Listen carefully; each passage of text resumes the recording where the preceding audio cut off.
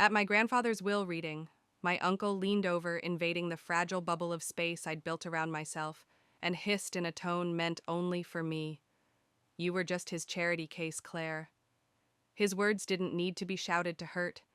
They landed like a blade slipping under armor, slicing into a part of me I didn't realize was still tender, still hopeful enough to ache. Across the glossy expanse of the table, my cousin Tori, draped in a silk dress, far too garish for a funeral, let out a sharp, humorless laugh, her attention barely lifting from the phone in her manicured hands. He only kept you around out of obligation, she sneered, her words slipping from her lips as though we'd all signed some unspoken contract agreeing to that truth long ago. I sat there, lips pressed together, hands folded tightly in my lap, knuckles bone white. I didn't flinch. I didn't reply. I knew the rules of the Harrington family all too well. Here, silence wasn't weakness. It was survival. To speak was to invite the knives in deeper, to open yourself to their ridicule. I had learned that lesson early, and learned it well. We were gathered around the colossal dining table at my grandfather's estate, a piece of imposing oak furniture so grand it made everyone sitting at it look smaller than they intended. Surrounding us were towering portraits of ancestors, long gone painted faces, frozen in expressions of condescension, watching the room like sentinels of judgment. The air was heavy with the scent of lemon polish, aging wood, and an undercurrent of something sour resentment, maybe. Charlie Harrington. My uncle sat at the head of the table like he'd already claimed the throne. His Rolex glinted under the chandelier as he lounged in his chair, exuding the smug certainty of a man convinced his inheritance was already secured. Beside him, Tori sprawled carelessly, radiating the bored entitlement of someone who thought the world owed her more than it did. And then there was me, Claire Harrington, the quiet, invisible girl in the room of people who dripped privilege and sharp smiles.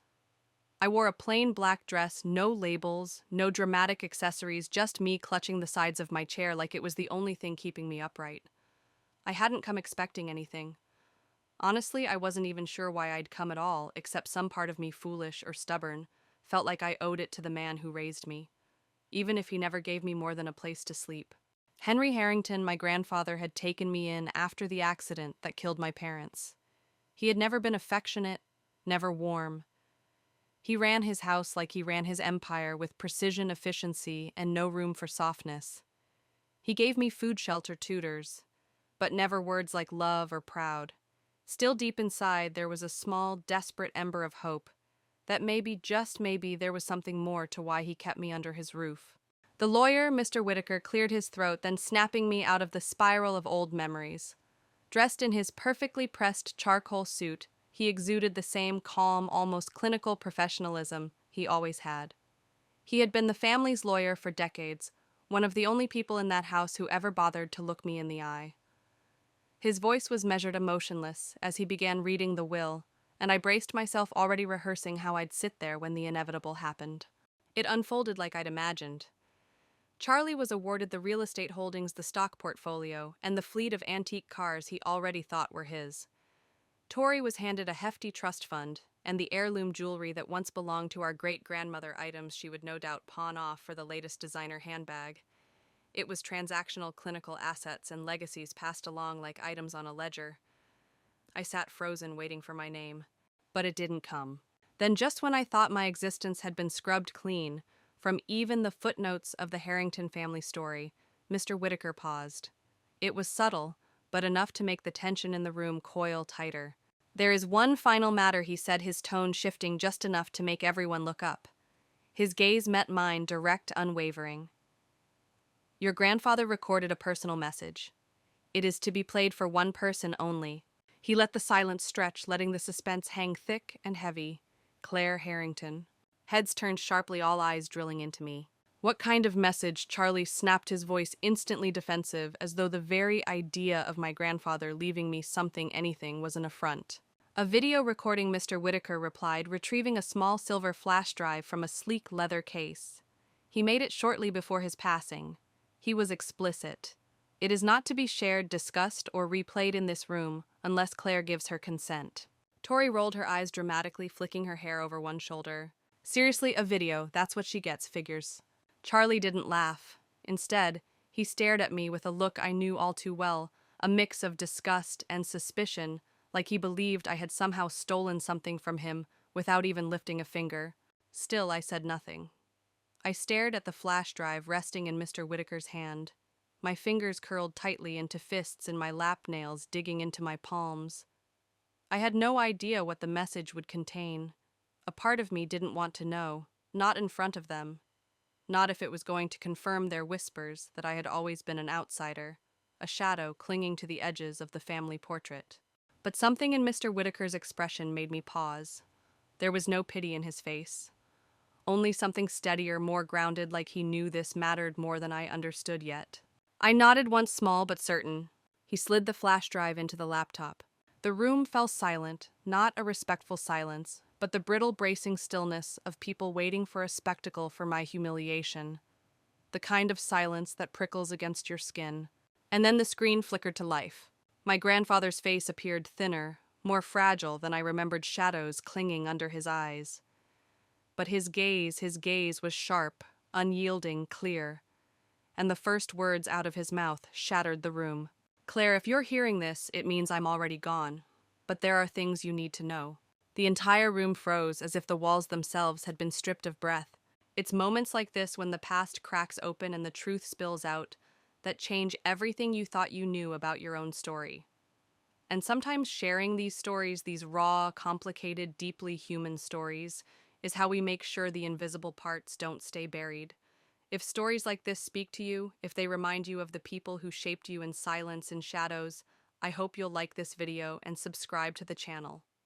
Because there are so many stories like mine, like yours, that deserve to be heard. Growing up in the Harrington family felt like balancing on the edge of a blade, always one misstep away from becoming invisible. The estate was sprawling, filled with crystal chandeliers that cast cold reflections on polished marble floors, with dinner tables accompanied by a pianist playing softly in the background, and guests draped in designer suits and silk dresses wearing their wealth like armor. From the outside it was perfection. From the inside it was ice, sterile, calculated. A house built more for appearances than for comfort. My name is Claire Harrington, though technically I wasn't born into the Harrington legacy. My parents, Rebecca and James, were lost to a car accident when I was 12, leaving behind no one willing to take me in. No one but Henry Harrington, the man I called my grandfather. He never said much the day he brought me to his palatial estate. He handed me a tarnished brass key to one of the many impersonal guest rooms and told me flatly, "Make yourself useful." That was the welcome. No hug, no explanation, just a task. He was a man obsessed with systems, order, and control. His mornings were sacred, his newspapers had to be ironed crisp, and his family especially had to remain in line. He provided for me a roof over my head, private tutors, more books than I could ever read, but he never called me his granddaughter, not once. The closest thing to affection I ever saw from him was a slight curl of his lips the day my cousin Tori Harrington got accepted into an obscenely overpriced private academy. That was the only time he smiled.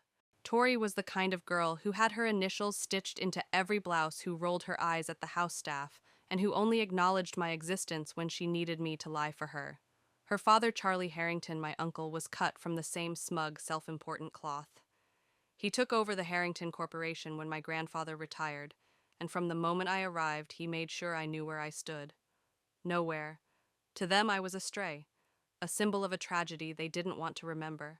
Still, I learned to disappear in plain sight. I studied harder than anyone. I graduated early. I worked summer jobs, scrubbing dishes and stocking shelves, while Tori gallivanted through Europe, and Charlie collected luxury properties he never even visited. I swallowed the ache, convinced myself that if I stayed out of their way long enough, maybe, just maybe, they'd eventually see me not as a charity case, but as one of them. But they never did.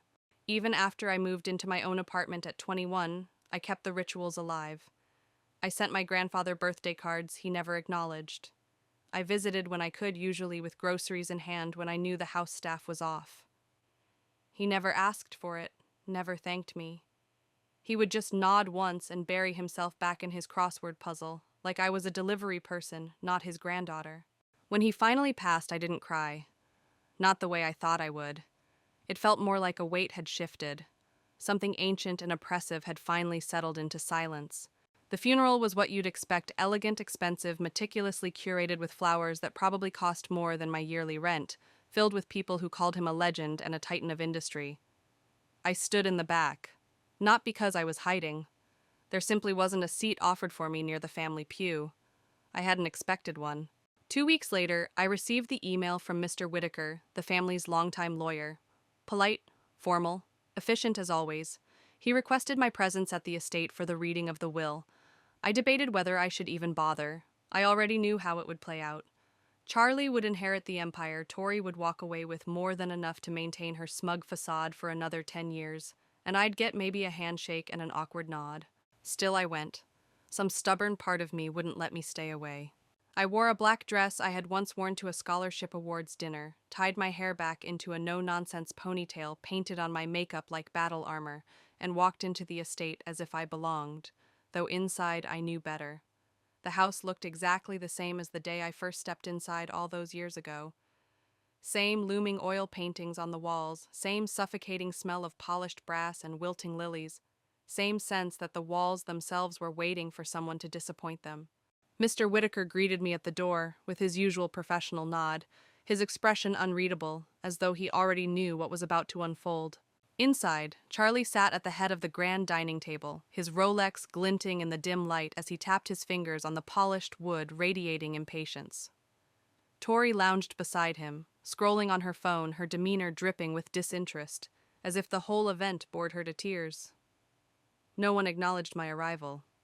I took a seat, carefully positioning myself in the middle of the table, far enough from them to avoid their scorn, close enough not to look like I was slinking into the shadows. I wasn't there to beg for scraps. I wasn't there to grovel. I was there because despite everything I wanted to hear the last words of the man who had raised me, even if they weren't meant for me. The chairs creaked under shifting bodies. Mr. Whitaker opened the leather folder with practiced precision, and as he unfolded the documents, everything I thought I understood about this family began to fracture. The reading began like a business transaction, no tears, no sentiment. Just Mr. Whitaker's calm surgical voice slicing through the heavy silence of the room. I sat stone still as he read the first line.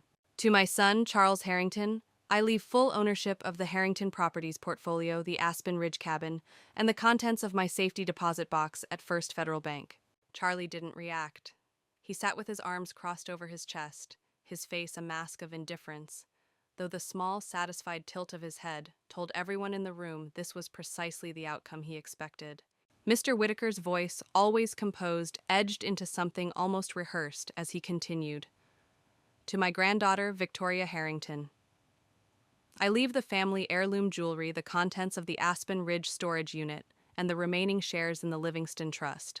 Tori finally deigned to look up from her phone, a crooked smirk curling her lips, her gaze grazing over me like I was something stuck to the sole of her shoe.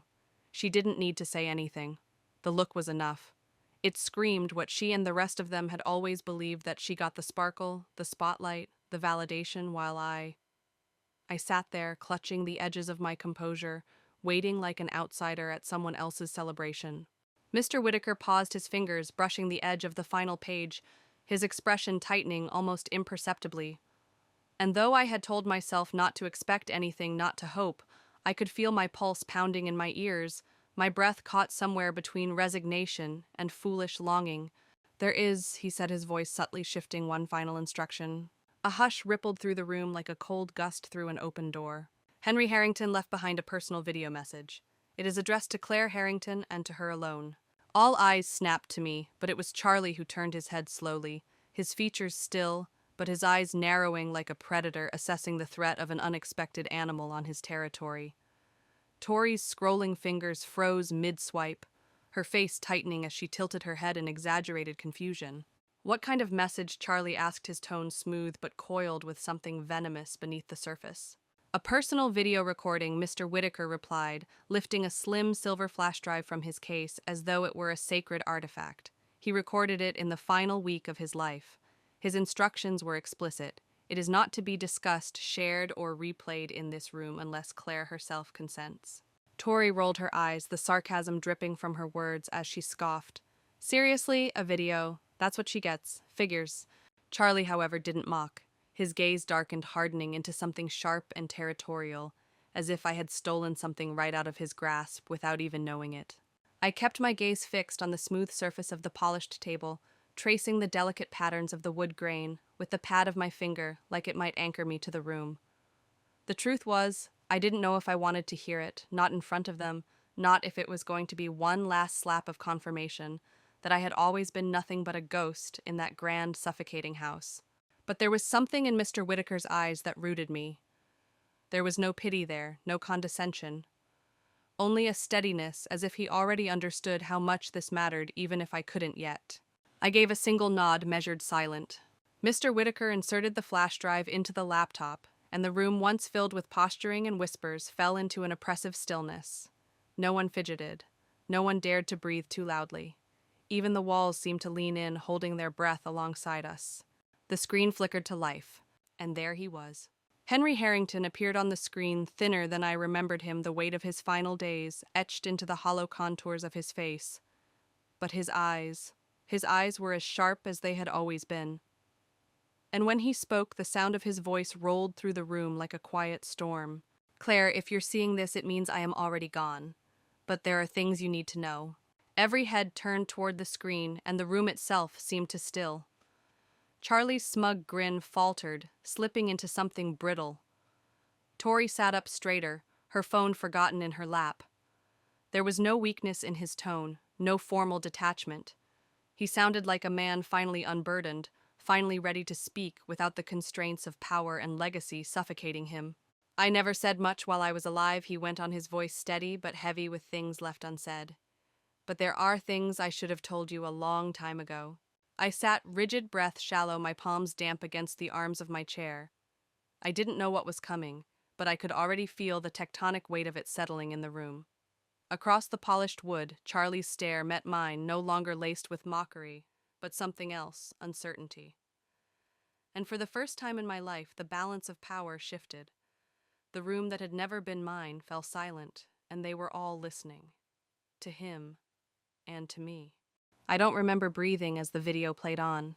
My grandfather's gaze, cold and unwavering, fixed directly into the camera, but it felt like he was speaking only to me, as if he had been waiting all these years for the chance to say what had never been allowed. "Claire, you were never meant to be a burden," he said, and the weight of those words landed like a punch to the chest. "You were the only one who never asked for anything." Behind me, I heard the subtle rustling of someone shifting Tori, crossing her arms defensively. Charlie looked suddenly uncomfortable, the bravado peeling away from his features like old paint. "You were 12 when you came to this house," my grandfather continued, his tone more personal than I had ever heard.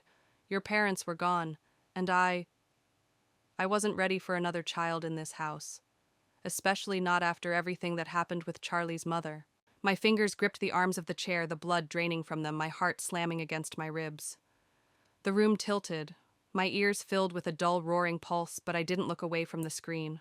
I couldn't. "Yes, Claire," he said, the words falling heavy into the room. "Your father, James Harrington, was my son too. I loved him. But he was not born in marriage. It was the 60s. Things were, different then." A sharp gasp escaped Tori, while Charlie remained silent, his face darkening to a shade I had never seen. His jaw-clenched fists tightening on the table, as though holding on to the last remnants of control. I was young, foolish. I let fear and society's judgment dictate the kind of father I allowed myself to be.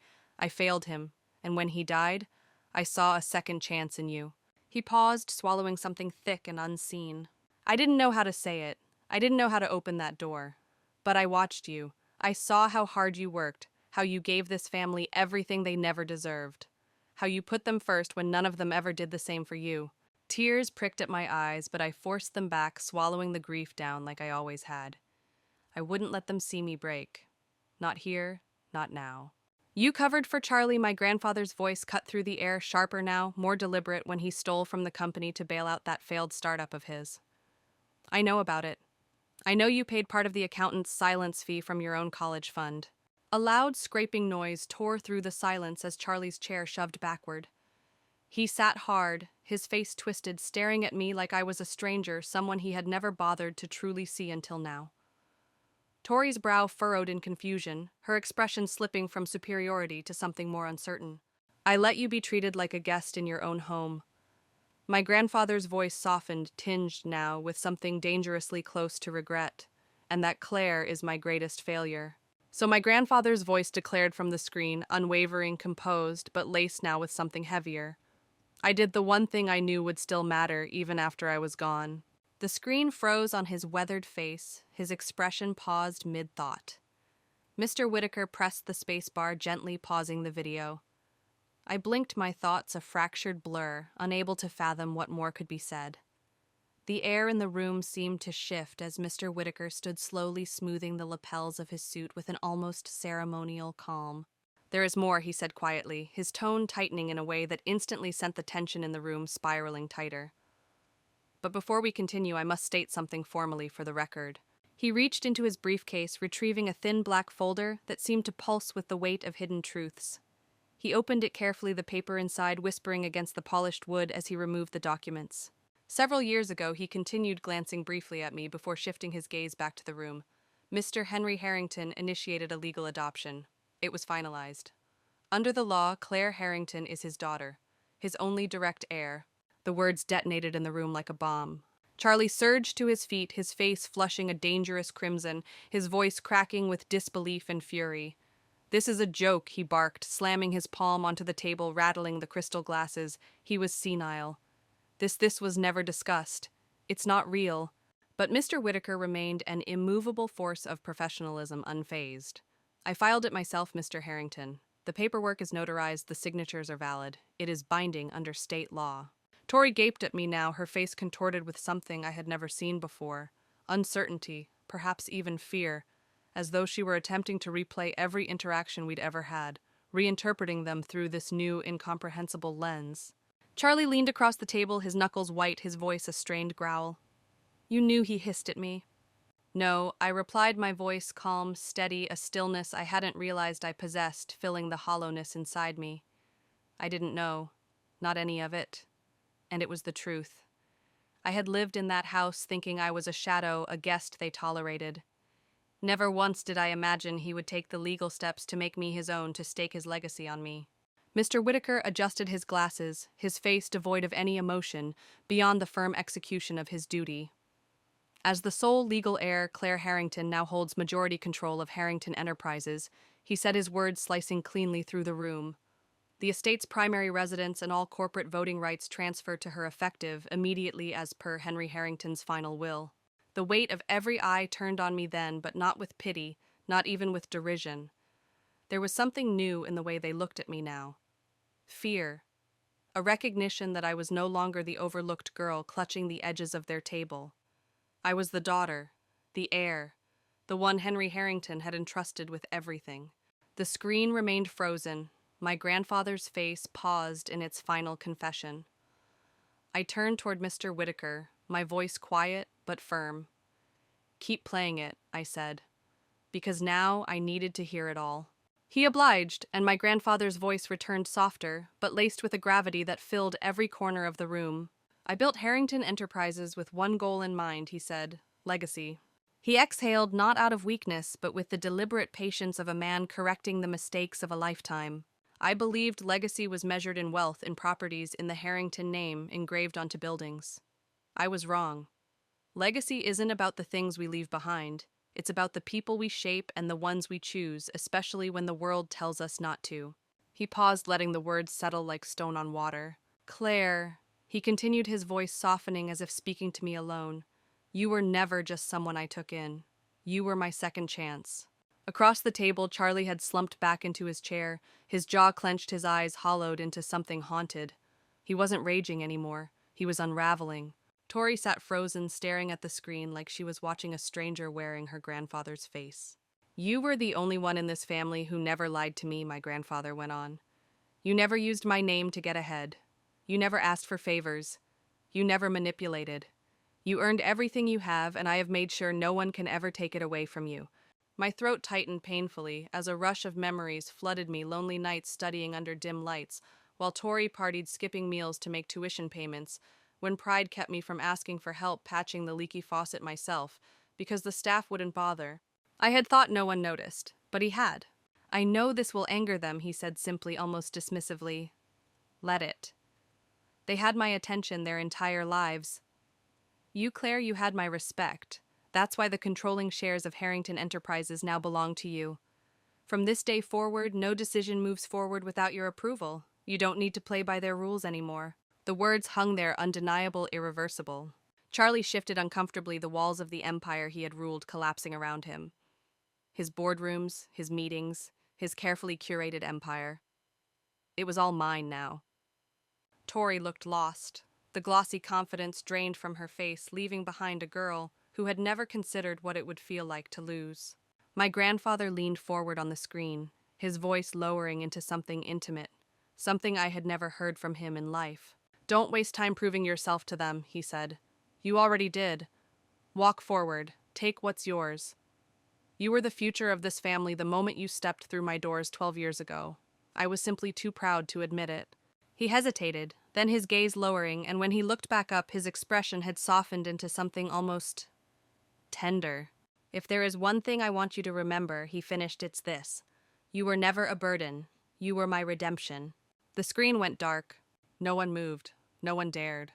The room felt suffocating in its stillness. I stared at the wood grain of the table, the same one I had spent years tracing with trembling fingers, and then I lifted my gaze to Charlie. His face was carved into something unreadable, now the mask of a man who had just watched his kingdom handed to someone he never considered worthy. Mr. Whitaker cleared his throat, gently piercing the silence. "That concludes the contents of Mr. Harrington's final statement." Charlie stood, but there was no triumph in his posture, only desperation. "We'll contest this," he said, his voice hollow, almost fragile. "You're welcome to," Mr. Whitaker replied calmly, as if swatting away a nuisance. "But I suggest you review the corporate bylaws your father revised last spring. He appointed Claire as successor CEO in writing. The board has already been notified. The transition is in progress." Tori finally looked at me, her voice small, uncertain, stripped of all the venom it once held. You knew?" she asked, as if clinging to the last shred of ground beneath her. "No," I said, steady, certain, unyielding. "I didn't." And that was the purest truth. I had no schemes, no agenda. I had only ever wanted to be seen, to be counted. And now, without warning, the entire empire they assumed would be theirs belonged to me. I stood, my legs trembling, not from fear, but from the sheer staggering weight of finally being seen. I didn't speak out of spite. I spoke because it was time. "You made it very clear I didn't matter," I said, my voice carrying across the cavernous room like a battle cry. "Now you'll have to learn how to live with the fact that I do." And then I walked out. Not because I had something to prove, but because for the first time in my life I didn't need to stay and listen.